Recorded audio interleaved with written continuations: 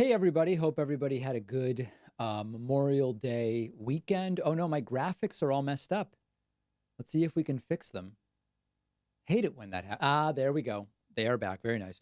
Hope everybody had a good Memorial Day weekend here in the United States. We did take the day off at the David Pakman Show. Since there's nothing to do, we've not really taken a day off all year. And we took yesterday off, but we are back and we've got a Kayleigh McEnany press briefing happening potentially at the top of the hour, potentially 3 hours from now. Who knows? Now, let me address something right away. I promised a man bun at the next stream, and I had every intention of doing so because people signed up for memberships. And I only have rubber bands right now, and my girlfriend is working, and I need to get some kind of element from her. So it's gonna have to be like tomorrow or something. I just don't know where these elements are kept for the hair. So it's happening. It's happening. And now my hair is more than long enough at this point, but we couldn't do it today, and it will happen. It will happen. Uh, excuse me. We're looking at it, as Donald Trump would say, very strongly during the next period of time, as Donald Trump likes to say. So expect it maybe on tomorrow's stream. I am going to get that all sorted and taken care of for you. Okay, we have sadly a tragic number today, which is that the United States has now officially reached 100,000 coronavirus deaths. And there's a lot that we can say about this. One thing we can say is Donald Trump said when we had 15 cases that we would soon have zero, right? So that is a context that must be considered when we are evaluating these numbers. Number two, a new study from Columbia University says that just a coordinated stay at home 2 weeks earlier could have saved about 60,000 of these 100,000 people who died. Number three, understand that Donald Trump claims this is a success. Donald Trump claims that thanks to him, we are winning by only losing 100,000 people. I would expect Kayleigh McEnany to continue perpetuating that during today's press briefing and probably talking about tests as well. So that is where things are today. Now, tomorrow on the show, I'm going to have a detailed report about how this number is likely too low. There are conservatives who are arguing that this number is higher than reality because they will say doctors are saying people who, were in a car accident died of COVID-19. It's bullshit. Okay. The truth is, we know Florida is likely underreporting coronavirus deaths. Georgia has now 3 times had to correct, quote, errors that made it seem as though the numbers were going down, even though numbers were going up. And they used those numbers that seem to be pointed down to justify reopening. 11 states were combining infection tests and antibody tests and talking about testing. It's crazy what's going on. So if this number is inaccurate, and certainly it is, it's too low. It's too low, not too high. So that's that. Globally, we are now approaching 6 million cases, 350,000 deaths, and nothing particularly new to look at here. I do want to just very briefly look at the tests per day. Guys, we are still not testing 500,000 people a day. It has been months. We are seeing more tests, okay. Part of the problem is that some of these numbers, again, appear to include antibody tests, which is not what this is supposed to be. There were states reporting antibody and infection tests. So that may be reflected in these numbers. So these numbers are nowhere near where they need to be.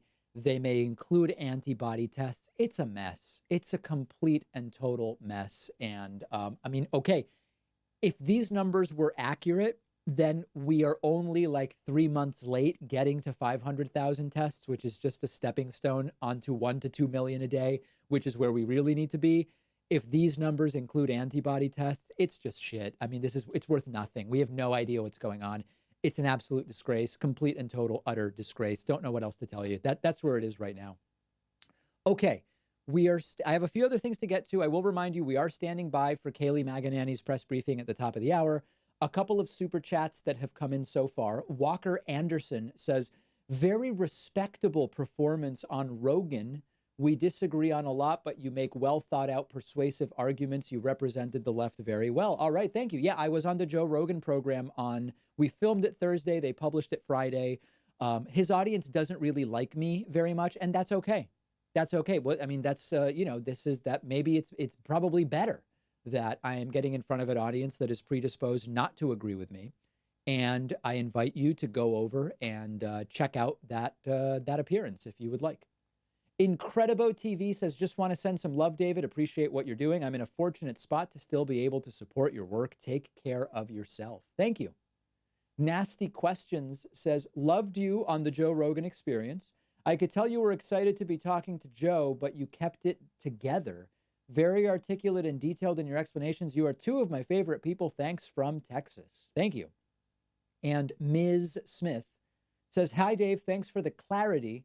I wonder if McEnany will go on about Biden appearance in masks versus Trump's golf trip. Well, I can't imagine she'll want to talk about that at all. By the way, guys, as soon as I saw Joe Biden wearing a mask, I immediately thought, what a weak beta tool. I could never vote for this guy. Then I stopped being a complete idiot and I realized Joe Biden is just doing the right thing. And it is urgent that we remove Donald Trump. Cynical Insomniac says, I don't get how they can defend employer-provided insurance right now. 14% are unemployed. It hardly matters at this point how much ill time we've accrued. Yeah, I mean, the employer connection is fraudulent, essentially. It's an absolute disaster. Okay, what else did I have? There's a couple other things. Oh, yeah, so listen, so Trump golfed this weekend. And, he previously attacked Barack Obama back in 2014. Trump tweeted, can you believe that with all of the problems and difficulties facing the U.S., President Obama spent the day playing golf worse than Carter? This was at the time of the Ebola, quote, outbreak. 2 people died in the United States. Here's Trump golfing as we eclipse 100,000 deaths. I'm going to be totally transparent. I don't give a shit about his golfing in the sense that if he were doing a good job with coronavirus, and he managed to go and golf, great. I don't care. For me, I'm about work smarter, not work harder. I'm about be efficient. I'm about get your work done and then go golf. And that's great work-life balance. The problem is this guy does nothing and he has failed bigly on coronavirus. So the golf is a representation of his laziness and his hypocrisy and his double standards. It is not in and of itself the problem. Remember, he said when he was running, I probably won't have time to even leave the White House. And he's golfing way more than Obama ever did. It's the hypocrisy. It's the fact that he's failing in golfing. If this guy was succeeding in golfing, great, amazing. We've got a guy who's just doing fantastic. And he's still able to golf and he's solving problems. That's not what we have. Let me say thank you and welcome to everybody who's watching me on Twitch, including Bolo, who says with their Twitch Prime subscription, loved your newest conversation on Joe Rogan's podcast. I appreciate that you give your opinion without coming off overbearing or as if you have all the answers. Very respectable. Thank you, Bolo. I appreciate that. And of course, I always appreciate Twitch supporters. Upper Trend has also subscribed with Twitch Prime just a couple of seconds ago. And I very much appreciate that as well. Thanks for joining me. I know I haven't streamed since, I think, Thursday. So I had Friday, Saturday, Sunday, Monday, no streams, but plenty of YouTube clips in case you were aching for some content. If you are watching on YouTube, remember to hit the like and subscribe buttons. Very important. Want to say thanks to Yol Genau, who is new member number 1 today at joinpacman.com. Very much appreciate that. Couple of other super chats that are coming in. Adam Bennett says, seen the model saying Trump will get 35% of the popular vote? I saw it. Listen, I don't doubt for a second that right now Trump is losing badly to Biden. Every poll, Fox News poll, every poll model says it. 5 months is a long time. And I just need people to understand we can't assume anything. This is how we lose elections. If the economy starts to look better. Speaking of which, should I do this now? Yeah, okay, I'll do. I have a segment planned for this week. So listen, you guys have to get ready for what I'm going to call Trumpian fuzzy math. We are starting to see headlines like, for example, air travel up 140%. Whoa, air travel's back. No. As many of you know with percentages, if you lose 96% of air travel, meaning you have 4% of air travel remaining, and then you gain 137% from that point, you're only back to 9% of where you were. You're still down 91 or 90%. You are going to be seeing this insane fuzzy math because GDP is going to be a disaster for Q2. We won't get those final numbers till beginning of August, end of August. They are now going to start to play games with these. Look, manufacturing is up 20%. Well, it was down 80%. It's down 80%. Employment is up well, hold on. We lost 37, 40, 45, 50 million jobs. So I'm going to prepare people with this by talking about how this fuzzy math is going to work. And I think it'll be useful, if not the most titillating segment, but that's probably on tomorrow's show. Okay, JR says, I am bone weary of the hatred, the partisan politics, the deflections, the lies, the blaming, the egos, the apathy, and the corruption on all sides. David, do we still even live in a democracy anymore? In the most technical sense. In the most technical sense, we still live in a democracy.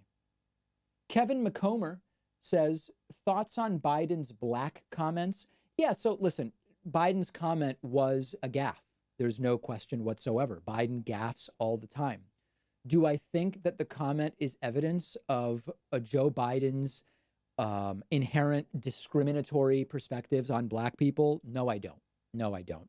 And, for me, in the end, Joe Biden was the vice president to a much younger black man, the first black president of the United States, half black. Okay, who cares? In the United States, if you're half black, you're black. There was every indication throughout that entire presidency that Joe Biden had the utmost respect for Barack Obama and understood his role as the much older white dude who works under Barack Obama, and he trusted Barack Obama. And that's it, period. I mean, really, what else is there, guys? What else? This is, Biden gaffed and it was a stupid thing. Now, if you said to me, what if Joe Biden had worded it differently? What if Joe Biden instead had said, listen, given the disaster that Republican politics have been for the black and Hispanic and, non-white communities in the United States for 30 years, I can't understand why anyone who cares about minority issues, regardless of your skin color, would consider voting to reelect Donald Trump, right? I mean, there's a way to communicate what Joe Biden was essentially saying that wouldn't have been a gaffe, and I would have been right there with him. So, he said that he spoke in I don't know what he said, ineloquently, or he didn't say it in the right way. He regrets the comment, whatever. Come on, guys, come on. And by the way, if you care about that and that would influence you not to vote for a candidate, don't you have to weigh that against the dozens of things that Donald Trump has said? Isn't it extremely cynical and insincere to say, whoa, Biden spoke ineloquently about how he believes the interests of the black community are aligned with the current options of who to vote for, and so I'm not voting for him. So instead, I'm gonna go vote for Trump, right? Can you imagine something more ridiculous? Okay, let me say thank you to Michelle Deeprose Dent, who is new member number 2 today at joinpacman.com. Very much appreciate that. Let's see. Captain Crunch says, we must defeat the invisible scourge. Now watch this drive. Yes, my thoughts exactly. Donna Williams says, were you appalled by the crowds everywhere not wearing masks everywhere this weekend? Thank you for all your hard work. Yes, I was. And listen, I don't know that this thing is going to go for a while. There's no doubt about it. And people are crowding. People are doing all sorts of risky behavior. I advocate just taking it slow here in Massachusetts. We're starting to open up. Haircuts opened up yesterday. Now, I think increasingly the governor is poised, I would say, to give the go ahead to, if you can find a small social group under 10 people of people who have all been careful for the last 2 months, you may, hang out with them in social distance. By the way, people might be interested in this. I visited some friends outdoors over the weekend and I held their puppy. Look at me. This was instantly my most popular Instagram post ever, ever, ever, ever. Holding babies and puppies just does really, really well. And you would have known about this days ago. Look at how far behind you are. And by the way, people talking about my power thighs. Half the comments are about my thighs more than anything else, and calves. You would have known about this days ago if you followed me on Instagram at david.pacman. But yes, I held a dog and, it only weighs 9 pounds right now. So it was a beautiful, beautiful experience. What am I talking about? What is the message? The message is Instagram. Instagram is the message. Thanks to Margot Cabot for subscribing for 3 months at Tier 1 on Twitch. Very, very much appreciate that. Thanks to everybody who is watching on Twitch. Of course, I care very much about you guys. Nakutsi, I see the nonsense you're spreading. I care very, very much about Twitch, and appreciate everybody who is supporting there. We are in, from the standpoint of Twitch, we are in a very solid position, I guess I would say. Okay, other super chats coming in. Let's see here. Marika says, I'm sorry I bothered you in vain because of yesterday's non-show. Memorial Day, damn it. P.S. I have grown a 1/4-inch tomato. Beat that. Okay. Thank you. Maria Liloff has upgraded her membership to beta. Kevin McComer says Republicans are attacking Biden for comments. Yeah, I mean, of course, that doesn't tell us anything about the comments. Bacon Lover says, what is your take on the Fed propping up the markets? Well, listen, if you look at the news and you look at the markets, something is out of sync, right? We're approaching 20% unemployment. We are months from even an emergency use vaccine. There is no doubt that in a colloquial sense, it feels as though the markets are very overvalued right now. And it is, of course, being propped up by the Fed. Now, arguably, that's the point of the Fed getting involved. The Fed is sending money to people. People spend that money. Businesses don't do as poorly. Their share prices are held up. That's sort of the point. The question is it artificial? Today, the markets have popped. The Dow is up almost 700 right now. Yeah, to me, I don't pretend to know where the markets are going, but these numbers feel artificially high. They feel artificially high to me. Let's see here. Feel Akir says, water the dog and give it lots of sun. Exactly. Jacob Ratner says, are you worried about a constitutional crisis in November? No, what I'm worried about, listen, if Trump loses, Trump is going to leave. If Trump loses, Trump is going to leave. What I worry about is that Trump will say it was rigged. It will cause his supporters to go out and do real world violence. They have a lot of guns, and that there will be civil unrest as a result. And eventually Trump will leave. I don't think Trump will succeed at actually staying in office if he loses, but I do worry not so much about a constitutional crisis, but about civil unrest as a result of Trump claiming that it was rigged. Okay, the press briefing is going to start very, very soon. I want to very briefly mention our program continues to depend on the support of viewers. Don't kid yourselves.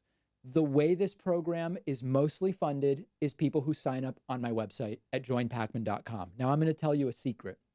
There's this coupon code 2020 now, which I've been promoting. We did a one-day Memorial Day special yesterday.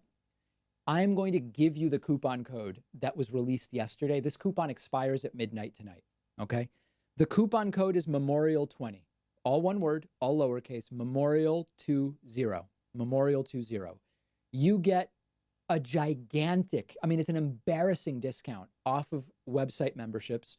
You get the bonus show, you get all of that great stuff, and your name will pop up on a huge screen in front of me, and I will thank you, and we will fill the bar up, hopefully with that light blue color, and we will get to 25 website members and patrons. People were asking, I mentioned in April, in March and April, we saw 722 membership cancellations. People have been asking what is May looking like. I've not added it up recently, but on the 15th, we were down about 275. So much like unemployment numbers, the declines seem to be slowing, but they are adding up for sure. So really very much appreciate everybody who's been supporting, everybody who signed up yesterday with the Memorial Day special, which you can take advantage of. That is Memorial 2020. The code works. I already see we have the perfunctory David, the code doesn't work. The code works if you're behind a VPN. Sometimes that will tweak out when you try to enter a code, but it certainly very, very much works extraordinarily strongly. Okay, a couple of other things that I wanted to go over. Let's see if we can have, I'll turn the audio up just so we hear it when it starts. So we already did me holding a puppy. We did 100,000 deaths. We did testing. We did golfing. We did hypocrisy. Okay. So here's Trump's statement about churches being essential and overriding governors from last week. Let's look at this just briefly. I know them well. They love their congregations. They love their people. They don't want anything bad to happen to them or to anybody else. The governors need to do the right thing and allow these very important, essential places of faith to open right now for this weekend. If they don't do it, I will override the governors. In America, we need more prayer, not less. Right. Thank you very much. Thank you. So listen, I have a big, a huge segment on today's program about how coronavirus for half the country almost, and for the administration, has stopped being a medical battle, and it is a culture war. And Trump saying he will override governors and tell them you must make churches essential. He can't do it. He can't do it. The 10th Amendment makes it very clear. There are two categories of things where states can't decide. Category one is the Constitution and Bill of Rights specifically say the federal government decides. That's category one. If it is specifically enumerated as a power for the federal government has power over the states. If the Constitution or Bill of Rights say that states cannot have power over something, right? A negative claim, states are precluded from exercising power. If it doesn't fall under either of those, the states decide. And that's the situation. Deciding what types of organizations are essential is not restricted to the federal government, and states are not blocked from it. Therefore, Trump talks about federalism. He has no idea what it is. This is what it means. Read the 10th Amendment, and it means that the power rests with the states. But it doesn't matter, because Donald Trump is waging this as a culture war, like I said. And as a result, just saying that he sees churches as essential, just saying he will override governors, that's enough, right? If you're an evangelical voter, if you vote based on religion, you don't care that Trump will never override governors. And you don't care that Trump doesn't have the power to it. All you care about is Trump said it. Trump said church is essential. Trump said he would override governors. That's all that matters. And that is just another example of how this is purely a culture war at this point in time. Other countries are fighting this for what it is, which is a global pandemic. It's a medical incident. In the United States, this administration is fighting this as a culture war, and it is sort of propped up on the urgency of Donald Trump desperate to get himself reelected in November. Okay, let me thank a few people who are signing up on my website. I want to say thank you to Michael Rono, who is new member number 3 today. Andres Semenson is new member number 4 today. Thank you. Michelle French has signed up at joinpacman.com and is new member number 5. Lori Ham is new member number 6. Jolene Melnick is new member number 7. And Chris Dennehy. Hey, Chris. Chris is new member number 8 today at joinpacman.com. Very much appreciated. Okay, other super chats that are coming in. Let's see here. Hiroshi Loves You says, hey guys, which nickname for Trump do you like better? Harbinger of Death? Is it Harbinger or Harbinger? I never remember that. Or Tweety? Okay, you guys can debate that. I want to say thanks to KB Twitch for subscribing with Twitch Prime, as the username implies. Tim Vigneault says, craving another debate between you and Jesse Lee Peterson. We all need a good laugh in these dark times. Thanks for covering these briefings, David. Yeah, I would love to do that. I mean, just for the lulls, as the kids say. Michael Rono says, just signed up. Keep up the good work. Yes, Michael, I just saw your membership come in, and I thanked you. I love it. Also want to say thanks. Oh, boy, the memberships are coming in fast and furious. Kathy Donlin is new member number 9. Steve Siren is new member number 10. And Charles Drainville is new member number 11. Raymond Lopez. How can I forget Raymond as well? Raymond Lopez, new member number 12 today. So the last Kayleigh press briefing that I covered went 26 minutes. They're often very, very short. And it was scheduled for 5 minutes ago for people asking. She often will start 10, 15, 20, 30, 40 minutes late, and it'll run somewhere between 20 and 25 minutes. So that's what we're up against. And hopefully it will start sooner than later, because I've got a lot of gardening to do. You should see, oh, by the way, I'm not going to tell the story now because we just filmed the bonus show, but excuse the upcoming language. I have a story relating to rabbits that I told on the bonus show today. I have a literal shit show going on in my backyard right now. The situation in my backyard has gotten extraordinarily ugly. And if you sign up for a membership, the first thing I would do is go and listen to today's bonus show where I tell the entire story. But you have no idea what I am dealing with in my backyard right now. It's an absolute and total fiasco. Okay, thanks to Angel10X who subscribed on YouTube. Renholder says it simultaneously feels like Trump has been president for 3 months and 10 years. Yes, I know the feeling. In the same way that it simultaneously feels like just recently we weren't in a quarantine, and yet it feels like we've been in quarantine for a very, very long time. Incredible TV says your enlightened centrist take on Rogan's program is hilarious and accurate. Thank you. Also, as a black man myself, as disgusted as I am by Biden's comments, I'm still voting for him because he is still better. Incredible, thank you. Thank you for your message. I very, very much appreciate it. Let me see if I had anything else as we wait here. Oh, yeah. Oh, so Trump is calling Joe Scarborough a murderer on Twitch. This is crazy. And I've got a story about it on today's show, so I won't spend too much time on it. Talking about Joe Scarborough might have killed a woman. It's absolutely bonkers. Also, a bunch of people. Where is this? Hold on. Oh, I'm not finding it. Let me see how let's see. Trump Memorial Day balance. A bunch of people are questioning. Yeah. Okay. Here's the video. A lot of people are questioning Trump's balance, that he was really kind of like shaky during this entire Memorial Day thing. And it is true that if you look at him, he's moving forward and back a lot. And it could be, some people say that the reason he stands hinged forward is because he has lifts that push his heels up and they lean him forward. But he certainly seems unsteady. And at different points, I mean, listen, I don't know what's going on with the guy. I don't know if this is nothing. I don't know if Trump is very susceptible to wind. There was a 4-mile-per-hour wind yesterday. I don't know if Trump has an inner ear problem. Sometimes balance issues are early signs of dementia. They can be side effects from prescription medications. They can be, there's speculation that Trump is on uppers. Those make it very difficult to stand still. Trump could have ADHD, which makes it difficult to stand still for long periods of time.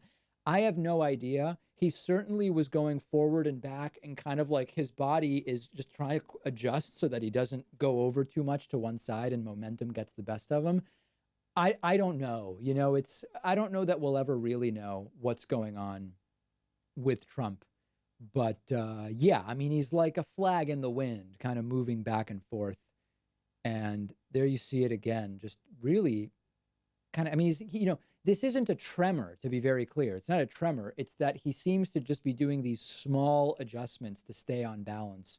While he was at the wreath, it was also noticeable. Yeah, when he had his hand up, oh, he turned back. Okay, so no, maybe it was like this area. Yeah, a lot of shaking. His legs, he's kind of like, I don't know, guys. I have no idea. 12 or 13 people sent this to me. Yeah, there it is. Anyway, make of it what you will. I don't know what to make of it, but a lot of you guys had asked me about it, so figured I would pull it up. Okay, other members to thank here. We may be about to get into some pronunciation problems. Okay, Daryl Close is new member number 13. Thanks, Daryl. William Kraft. Whoa, that was weird. What just happened there? That was really weird. I think I just did something. That was odd. I think we're back. William Kraft, I was mentioning, is new member number 14. Want to say thank you to Hannah Ezedine, who is new member number 15. Cassie Abington is new member number 16 today. Orange Tabby, cat lover, is new member number 17. Oh, it looks like we may be getting close here. Ah, very good. Who else do we have? Kingsley Magpock is new member number 18. Patrick O'Neill is number 19. And Martin O'Brien is number 20. Okay, we may not be that close, although when John Roberts sits down, usually it means we're pretty close. He doesn't like to sit around for the nonsense. Also thanks to Kathy Donlin, who made a pledge on Patreon, but everything counts today, number 21. Okay, other super chats coming in. Let's see here. Maddie Ice PVD says, quality of life for vulnerable communities will be categorically worse if Trump wins in 2020. Republicans already pivoting to insidious budget cuts that will harm millions of Americans. Never Biden equals privilege. Wow. Green Lover says, word up, brother. Keep up the good work. We love you in the UK. Thank you. Donna Williams says, Trump awarded Rush Limbaugh the Presidential Freedom Award. Biden is nothing like Trump. Yeah, certainly. I mean, this is not the most important thing, but Rush Limbaugh is not getting a Presidential Medal of Freedom under a Biden administration, but not a very important issue. Just a signal. Kevin McComer says, what are your thoughts on Tucker Carlson? Every once in a while, he says something that makes sense. Overall, pretty vile. Anna Maria has upgraded her membership to Beta on YouTube. Sunkyo Ship says, thank you for going on the Joe Rogan Experience. Great chat. Yes, if you're just joining me, I was on the Joe Rogan Experience on Friday, and I would love if all of you check it out and, vote your conscience on it. I'm not telling you whether to like or dislike it. Dislike it for all I care. But vote your conscience. That's what I care about. Sabrina Zafar says, hi, David, loved your Joe Rogan episode. However, not a fan of him calling your show homemade. Yeah, I know. I mean, literally, right now, because of the virus, we are shooting out of my home, but it was okay. All right, here's Kayleigh McEnany. Let's see what she's got for us today. Hello, everyone. I hope you all had an enjoyable weekend. I have some brief announcements for you today. Just that now we have 760 sites and retail locations in 45 states, plus the District of Columbia. CVS is planning to open an additional 650 sites. So these are encouraging numbers. It's, again, a testament to our private sector for all that they've done in partnering with the administration and helping to stop the spread of the coronavirus. Also, skilled nursing facilities, there was an announcement that I just want to underscore that $4.9 billion in additional relief funds were distributed to nursing homes and other skilled nursing facilities, and these funds are provided under the CARES Act. So just those two items for you this morning, and we'll go ahead and we'll start with questions. John. Oh my God. China is making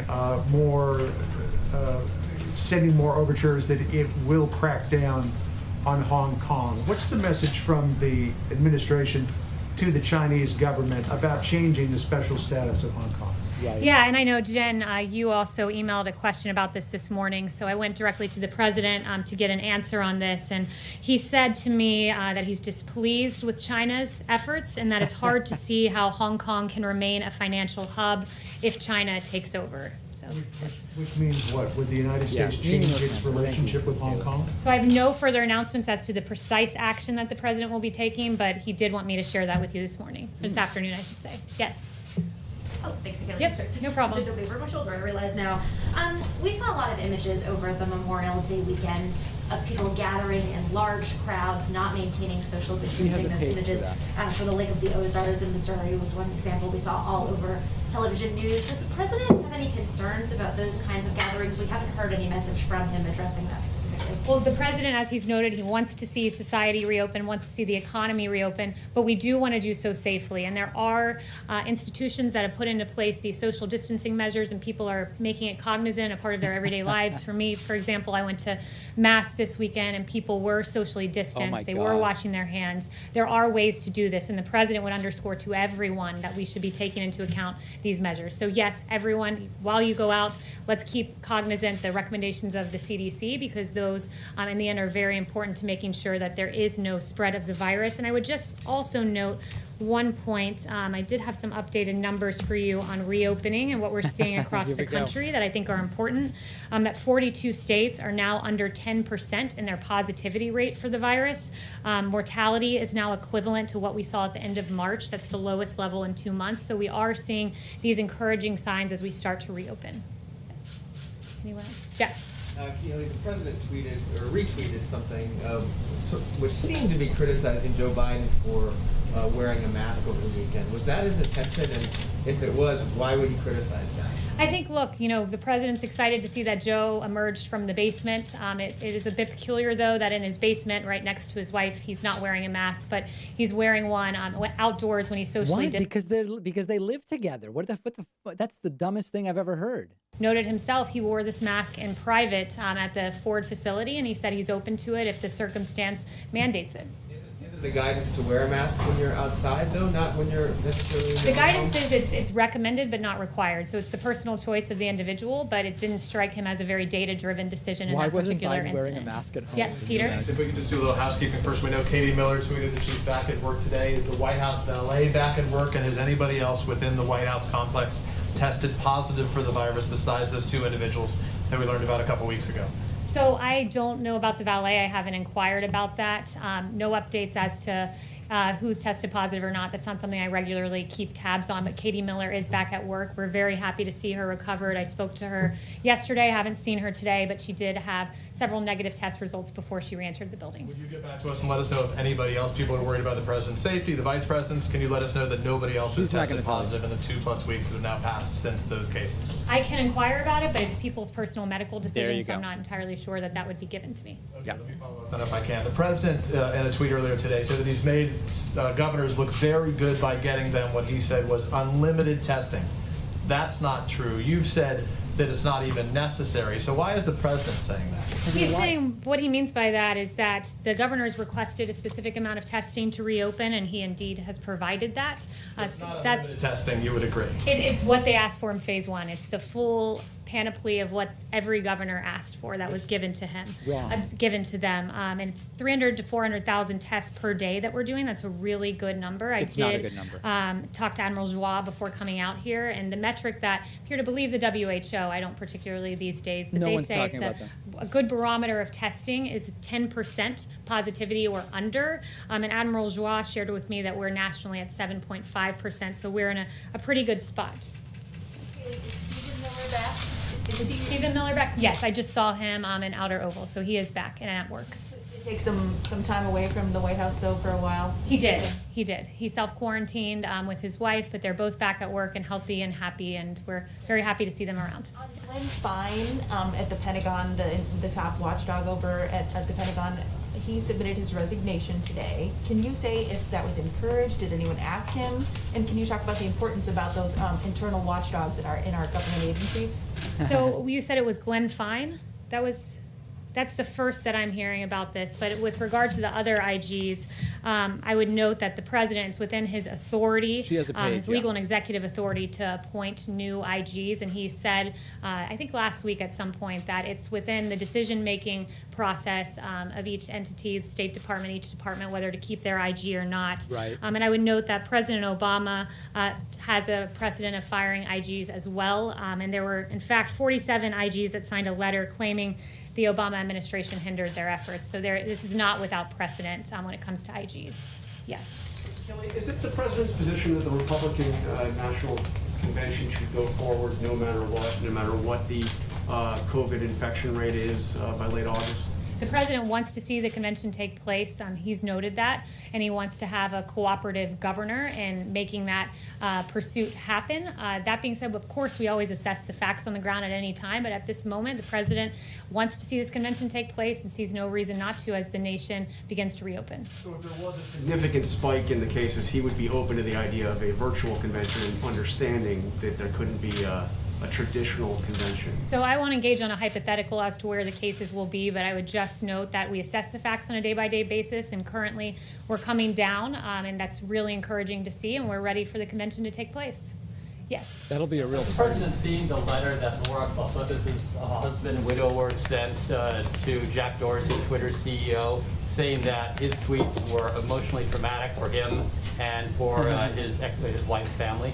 I don't know if he's seen the letter, but I do know that our hearts are with Lori's family at this time. Why is the president making these unfounded allegations? I mean, this is pretty nuts, isn't it? The president's accusing somebody of possible murder. The family is pleading with the president to please stop unfounded conspiracy theories. Why is he doing it? Well, I would note that the president said this morning that this is not an original Trump thought, and it is not. In fact, No, it came from a 2003 crazy on Don website. Imus's show, it was Don Imus and Joe Scarborough that joked about killing an intern, joked and laughed about it. So that was, I'm sure, pretty hurtful to Lori's family, and Joe Scarborough himself brought this up with Don Imus, and Joe Scarborough himself can answer it. He's the president of the United States, and he's accusing somebody of possibly murder. I mean, this is different. He's not a private citizen. He's the president. Yeah, and Joe Scarborough, if we want to start talking about false accusations, No, we have that's not quite the a few question. we can go through about Not the question. Mika asserting. I'm asking about the Mika president's, I'm Brzezinski. asking about the president's allegations. don't And let her go I'm on that. replying to you and saying this morning, as recently, I believe it was this morning or yesterday, Mika accused the president of being responsible for 100,000 deaths in this country. That's unfair. He's incredibly responsible for irresponsible. 60K. They've dragged his family through the mud. They've made false accusations that I won't go through, that I would not say from this They're not the podium president. against the president of the United She's States, not and the they should be president. held to account for their falsehoods. Trump's Joe accusing people Scarborough of should be murder. held to account for saying people will die by taking hydroxychloroquine. Many have. Never mind the millions of Americans and people across the world who take it for rheumatoid arthritis and other reasons. Rheumatoid There are a litany arthritis. of false headlines like Mika. No, they're not the Spreading a president. false conspiracy theory that suggests that point you he's back to- responsible for murder? I would point you back to Joe Scarborough, who laughed and joked about this item on Don Imus's show. It's Joe Scarborough that has to answer these questions. Stephen. Keep Stephen. asking about it. Thank you. If I could, two questions. John Radcliffe was sworn in as intelligence director today. Has the president decided what's next for Rick Grinnell in terms of an appointment? He hasn't, but Rick Grinnell is a very valued member of this administration. Oh, He's done yeah. extraordinary work at ODNI. He has a great history. We'll see where he goes next, but just know that Rick Grinnell has done an excellent job in that position. I expect that John Radcliffe will as he takes over. And my second question, if I could, I asked the president last week on Capitol Hill about his involvement with FISA reform. And obviously, FISA is something he cares a lot about, but he told me that he had left it up to the senators to figure out. And, it's still ongoing, this process. The House has to pass the legislation that the Senate passed. The senators tried and failed by just one vote to ban the warrantless collection of internet records. So I'm wondering if you could describe a little more how the president sees himself as part of this debate and whether he might intervene at some point going forward. Yeah, it's very personal to the president when it comes to FISA. This is an important tool in the intelligence community. He knows that, but he also knows that it was used and abused and politicized. The fact that you had 29 members of the Obama administration, there are 29 individuals of the intel community and She Obama doesn't even know what she's administration talking about. unmasking dozens of times, using these tools that are so much power to spy on an American citizen, to listen to their phone calls, to unmask their names. We have a Fourth Amendment in this country. It protects the rights of Americans. Oh my but God. the rights were not protected when it came to President Trump and his administration and Michael Flynn, whose name was leaked in a criminal fashion to the press. This is FISA literal was not fantasies. used appropriately when a Steele dossier full of lies that was, quote, quote, salacious and unverified, in the words of Jim Comey, was used as the What basis a to get nut. a FISA warrant and attested to as if it were truthful and a reason to spy on Carter Page. These tools were used and abused. The Fourth Amendment rights of several Americans were violated. A political campaign What was crime did spied Obama upon. commit? So any FISA concerns the president has, they're real, they're personal, and they should be considered as we move forward to reauthorize this valuable tool. Yeah, if I could, Rick Grinnell, as one of his last official acts, at the request of Adam Schiff, declassified transcripts of the phone calls between General Michael Flynn and Sergei Kislyak. Would President Trump encourage John Ratcliffe to facilitate the release of those transcripts? I haven't spoken to him on that, but this president has released, not the president rather, but this president has overseen an ODNI that has given the American people a lot of information that I think they're entitled to see. And one of the things the president has asked for is, where are the 302s, the summaries of that interview with Michael Flynn? 302s, so the American people understand, these are summaries when you interview an individual, and it's routine that those 302s are given in short order.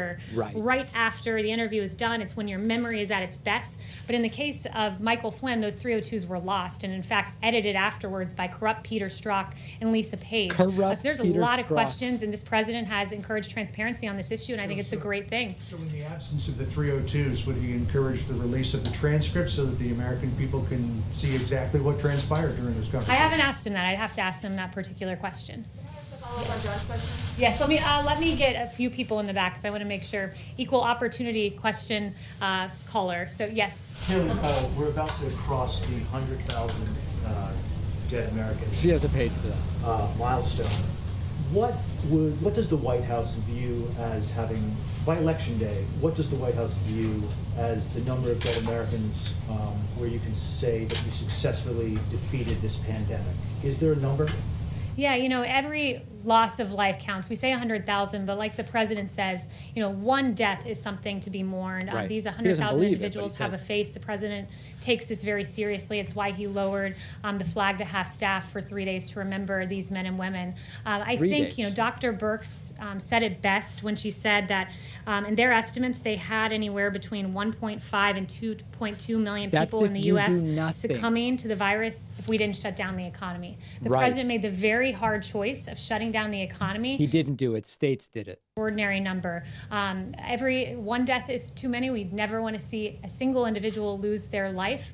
But that being said, to be under significantly that high mark shows that the president did everything in his power and helped to make this number as low as humanly possible. Wrong. When voters go to the polls in November and they want to judge the president on his response to this pandemic, what is the number of dead Americans that they should tolerate and where they can argue that yes, he successfully defeated the pandemic? I think you're asking the wrong question. The right question is where did That's the the data? question I want to ask, Kayleigh. So please don't tell Where me did I'm asking a right and or I wrong answered question. your question once, but if you No, ask she it did not. twice, it doesn't make it any better of a question. That's so a I'll liar. respond in kind. I've given you one answer. I'll continue to extrapolate She gave upon one that. non-answer. He always listened to the science. The president, when Dr. Fauci and Dr. Birx said you need to shut down the economy, that was hard for the president. Yeah. In a Well, typical he didn't do year, it. 120,000 people die of suicide and drug overdose. It's in a typical year, and doctors have said when you shut down an economy for an extended period of time, that number gets greater. People Yeah. don't show up for In their Japan, suicides are way down. There are a litany of results when you close down an economy, but closing down the economy for this amount of time kept us far below the 2.2 million number. idiot. As we start to reopen, we keep in mind the people who are missing their screening appointments, the people who are succumbing to suicide and drug overdose because of economic hardship. This president made the right choice. It was a delicate balance, and he did it exactly Notice as the he president should. made no choice. Responsible states were already shut down when Trump started talking about masks and all this other stuff. You mean? I'm going to read something really quickly. Timothy Claw Sotis wrote, quote, "Conspiracy theorists, including most recently the President of the United States, continue to spread their vile and misinformation on the platform, disparaging the memory of my wife. Why won't the President give this widower peace and stop tweeting about this conspiracy theory involving his wife? Why can't this Ask widower Joe get peace from the Scarborough. President?" I've already asked and answered this question, and our hearts You did are not ask our and hearts answer are this with question. our hearts are with Lori, and I think the onus is on Joe Scarborough There it to is. explain his President, interaction the with Don widower is Imus talking and his specifically about the laughing on this president. very Joe matter Scarborough on wasn't the Don president. Imus's show. Chanel. The widower is talking specifically about the President. Are you not going to answer that? Warrants with regards to Oh, God, here's ex-CIA OAN. Chief John Brennan. how willing are you able to go forward and say that he lied to the FBI or obstructed justice in the process of discussing Russian collusion and the Trump family? And on that note, we now have new information showing that Obama himself used foreign intelligence to actually request surveillance on the 5th and 26th floor of the Trump Tower. So to what extent was John Brennan behind that? To what extent can you share with us what you know? John Brennan, of all of the, I'll call them bad actors because indeed they were, of the Obama administration, John Brennan probably has the most to answer because it was John Brennan who sat before Congress and said the Steele dossier. Guys, this is all a completely fabricated distraction from the fact that 100,000 people have died. The reporter doesn't even know what question she's asking. This is a fantasy world. Testified before a FISA court for its truthfulness to spy on the Trump campaign. So John Brennan, of all people, probably has more to answer. Yeah. So too does Samantha Power and Susan I'd love Rice. to hear her say someone has blood on their hands here. Under oath that they, in fact, spoke to foreign leaders and representatives of foreign leaders during their transition, but yet somehow during the Trump transition, that was uncalled for. What has been done all throughout history was uncalled for, and meriting unmasking and meriting cornering Lieutenant General Michael Flynn. All of these people have really legitimate questions. All these people need to be punished. Like, they can't be allowed to get away with this. Everybody who participated in this era needs to be held accountable. It's about the G7 summit. So the area still has a very high number of cases. Prime Minister Trudeau spoke yesterday with Chancellor Merkel and President Macron. Is the president still confident of being able to organize the event in like 3 weeks? It'd be 3 weeks from now if we stick to the date. Yeah, it's a really great question and an important one because the G7, the president wants to see this take place as America reopens, as we try to approach a place of normalcy where people go back to work, where people do recreational activities but socially distance while they do it. The president thinks no greater example of reopening in this transition to greatness would be the G7, and the G7 happening here and happening probably more towards the end of June. Robert O'Brien, I believe it was asked about this weekend, and Robert O'Brien said that he's getting a great reception from world leaders who are asked about coming. We will protect world leaders who come here just like we protect people in the White House.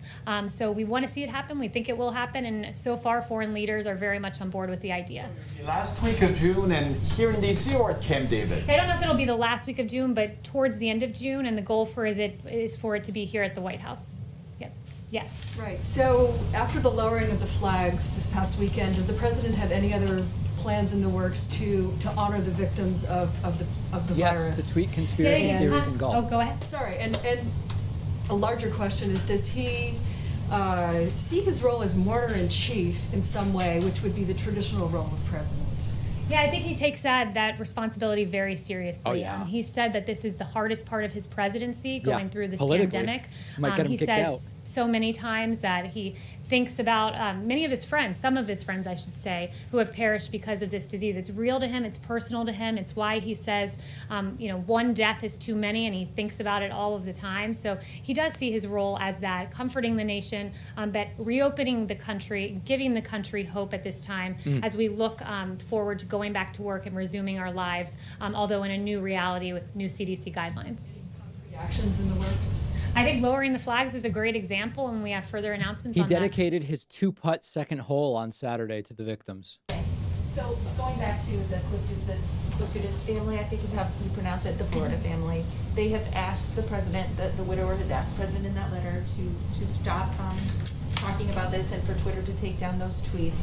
I just wanted to ask you, is the president asking for law enforcement to reopen this cold case? Is that what he's intending? Is he going to ask the DOJ to reopen something? What is he asking for when he talks about the cold case? Yeah, I don't have any future announcements on the president's action, but I would just refer everyone, for those of you who haven't heard it, go back and listen to the Don Imus soundbite. It was very callous, it was very cruel, and I think laughing and joking about the death of an intern is really uncalled for, and I think that's something we can all agree to. Thank you all very much. And there it is, ladies and gentlemen, just bailing out. For clarity. And as usual, absolutely no substance whatsoever. How long was that? Let's see how long this one was. It started Where were we? Just under 21 minutes. I guess we'll call it, 21 minutes. 21 minutes today, maybe a new record in terms of short. Very, very, very short. And this is the unparalleled transparency that they claim they are presiding over. Let me make sure everybody who signed up gets a thank you. Anthony Fowler was number 22. Milton C. was number 23. Malte Martinson was number 24. I find that difficult to say. Stephen Wilson is new member number 25. 25 right on the money. Thanks to everybody who joined me. Check out my appearance on the Joe Rogan Experience, published on Friday. And make sure to like, subscribe, and follow, depending on where you are watching. I will be back with you very, very soon.